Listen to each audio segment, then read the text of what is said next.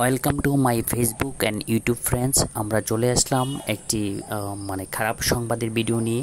যে ভিডিওটা আপনারা অলরেডি আমার ভিডিওর দৃশ্য দেখে বুঝতে পারছেন। ভিডিওটা মূলত আমাদের নদীর উপর নির্মিত।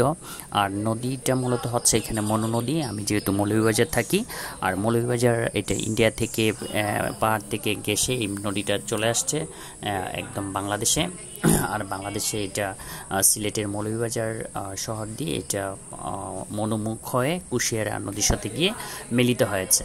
আর এটা মূলত মেঘালয় বা ওর আশপাশ থেকে এটার উৎপত্তি।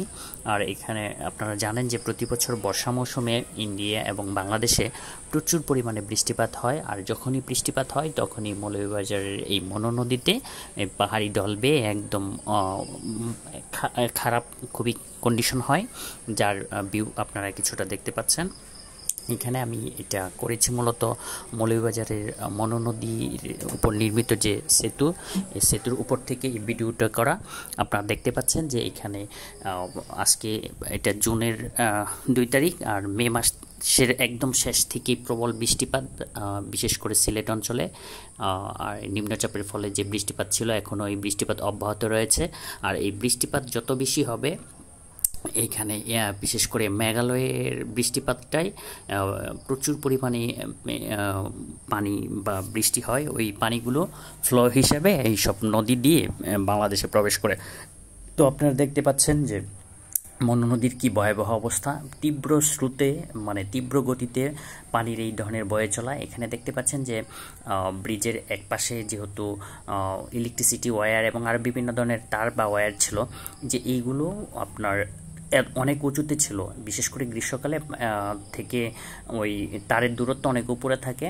আর এখানে দেখতে পাচ্ছেন ওই তারের যে ওইটাও পানির যে স্তর এটা স্পর্শ করে ফেলেছে। বুঝতেই পারছেন যে পানির কি ভয়াবহ চিত্র। আর এখানে দেখেন আমি আরেকটা ভিউ দেখাচ্ছি।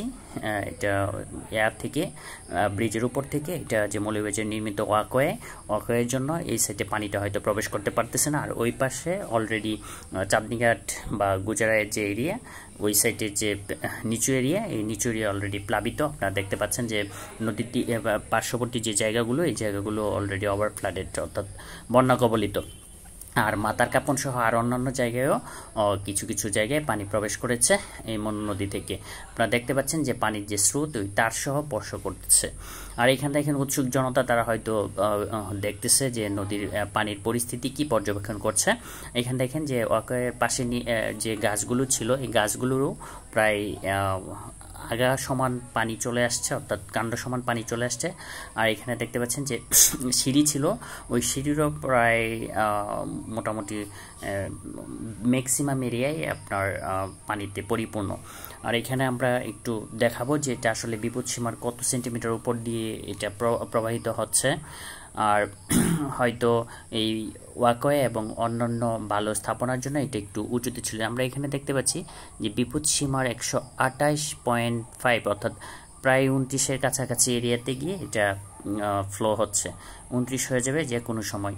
তো প্রতিনিয়ত এটা 2 দিন যাবৎ বাড়ছেই। তো প্রবাসী এবং যারা সিলেট বা মৌলভীবাজার এরিয়ার মানুষ বাহিরে থাকে, তারা হয়তো উদ্বিগ্ন আছে যে কোনো সময় মনু প্লাবিত হওয়ার সম্ভাবনা আছে মৌলভীবাজার শহর সহ আশেপাশের এরিয়া। তো সবাই সাবধানে থাকবেন, আর সবাই অবশ্য মৌলভীবাজারবাসীর জন্য দোয়া করবেন।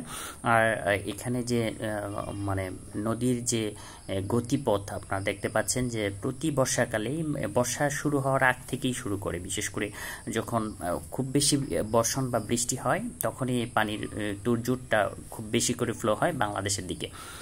তো ওই যে দেখেন আমরা ব্রিজের যে অবস্থা দেখতে পাচ্ছি, ব্রিজ থেকে বেশি দূরত্বে নয় পানির যে উচ্চতা, তো এটা প্রতিনিয়ত বেড়েই চলছে। আর এইভাবেই মনে হচ্ছে যে কোনো সময় শহরে প্রবেশ করার একটা পসিবিলিটি থাকতে পারে।